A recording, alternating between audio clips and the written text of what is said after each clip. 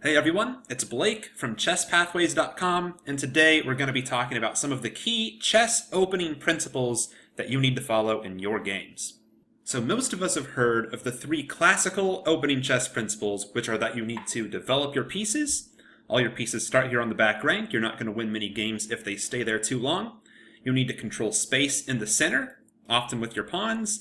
And number three, you need to get castled, get your king out of the center, tuck it away in a corner before the center opens up. Most of us know those three principles, but today I'm going to be showing you three more principles. So number one is that you don't move the same piece twice in the opening unless there's a good reason. So let's go ahead and look at an example of this. Let's take a look at a pretty common opening position here. Both sides are following the principles so far, developing their pieces. Bishop c5, castles, and let's say black plays the move knight f6 here. So far this is all fine. And a lot of beginners here I see play this move knight to g5. Now there's a certain appeal to this move. White is adding a second attacker to this vulnerable f7 square, and they're threatening to take here next turn, but it's not a good move because black can simply castle. Not only can black defend the threat here to f7, adding a second defender now to f7, but they can do it without even really going out of their way. Black wants to castle anyways. You're just helping black do what they already want to do. And now your knight here on g5 doesn't really accomplish anything. It's probably going to have to go back after black plays a later h6. And it's worth noting, by the way, that white would not want to take here on f7. Even though a knight and bishop are equal to a rook and pawn by point count, they're both worth 6 points, this is not a good exchange. That rook was not doing anything very important here on f8, and white traded off two of their developed pieces just to exchange that rook off. Usually in the opening, the minor pieces are going to be worth more than the rook. So principle number one, don't move the same piece twice in the opening unless there's a good reason to. White has plenty of other pieces that need to get into the game.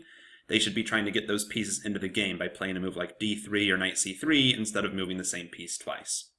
Okay, principle number two is you don't want to let your queen get chased around in the opening. So let's take a look at an example of how this happens. Let's say white plays e4 and black plays d5, which is a reasonable move. The disadvantage is that after white takes, black's queen usually has to come out, and white gets to play knight c3, which not only develops a piece, but it stops black from developing a piece on their next turn because they have to move that queen again. And the queen will usually go to a5 or d6 or even back to d8, some square where it can't be harassed any further. But let's take a look at what happens if black doesn't play that.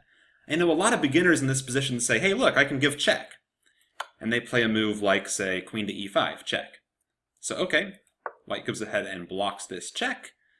Now let's say black says, oh look, now I can attack this g2 pawn, it's undefended, and plays a move like queen g5.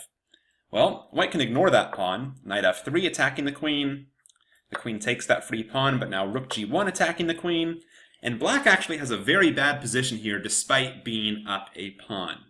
Black's up a pawn, but look at white's development. White has 1, 2, 3, 4 pieces developed. The queen still has to move yet again, and after the queen moves, white's probably going to take the center with d4. So even though white is down a pawn, white's way ahead in terms of the opening principles compared to black here, all because black is moving the queen way too much. Let's take a look at another opening to highlight the disadvantage of getting that queen active so early. Let's say after e4, c5, knight f3, knight c6. This is another popular opening choice. Notice here, this knight's attacked, but black doesn't have to address that right away, because if white were to exchange off this knight, it's just an even exchange. So even though you have a developed piece that's attacked, you don't have to address it. You can continue on with your development. The disadvantage of bringing the queen into the game early is, if we take a look at this opening, the queen's attacked, and you can't just defend the queen and keep developing or ignore this threat. Whenever the queen's attacked, you almost always have to address it. You have to save the queen, and you can't continue with your development for the time being. So that's the most common reason why people develop their bishops and knights before developing the queen. So be careful of developing that queen early, and if you do develop it early, make sure it doesn't get continually harassed while your opponent's getting all their pieces into the game. Okay, principle number three is watch out for threats to the king's short diagonal. So what do I mean by this? There's two diagonals leading from the king, right? The long one and the short one. And the short diagonal, the king side, is the diagonal that causes a lot more trouble. So let's take a look at why. Let's play some moves here and say that white decides to give a check on the long diagonal. Well, the pawn can block this check, but also the knight can block. The knight can block this way, the bishop can block, even the queen can block. That wouldn't be ideal, of course. But black has many ways to block checks on this long diagonal. On the contrary, the short diagonal is the site of one of the quickest checkmates in chess. In fact, the quickest checkmate in chess would be after a move like f4, e6, g4. This would be checkmate, queen h4. White has made sure the pawns can't block this check, and look at what happens on this side. The knight cannot block, the bishop can't block, and the queen can't block. That's why this diagonal is much more dangerous. Now, not only is this diagonal dangerous, the f7 and f2 square themselves are dangerous. These pawns are only defended by the king, and they're a site of one of the other quickest checkmates in chess. Let's take a look at this example. Queen h5, black defends the e5 pawn, bishop c4, and if black's not careful, this would be checkmate. White simply has two attackers here on the f7 square, black only has one defender, so the queen can take, and this is checkmate. The black king cannot take the queen, and the king has nowhere to go. Now, these are two well-known checkmates, but what a lot of players don't know is that there's more ways for this diagonal to become a problem than just checkmates. So let's go ahead and look at how this can happen. Let's say e4, e5, good move, knight f3, and black plays this move f6, which is a bad move. Not only positionally, because it takes away the best square from the knight, but it turns out there's going to be a problem along this diagonal to the king. Now, it might not look that way at first, because it looks like the queen can't access this square, but white has the move here, knight takes e5. And it turns out, even though this isn't necessarily checkmate, but black has a problem here. Black just lost a pawn, and it turns out they cannot recapture this knight because queen h5 is very strong.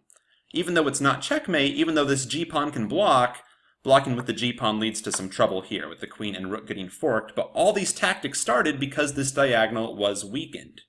Let's take a look at just one more example stemming from this weak king's diagonal. So, we have another opening here. And this time, let's say white decides to play this uncommon move here, f3, but in this position it's actually a reasonable move, unlike f6 in that last example. White wants to make sure that if black exchanges pawns here in the center, that white gets to keep their whole center. But of course, there's always a downside when you expose this diagonal, and we're going to take a look at why. So let's consider one of black's popular responses here to exchange pawns in the center, and to strike at the center with e5.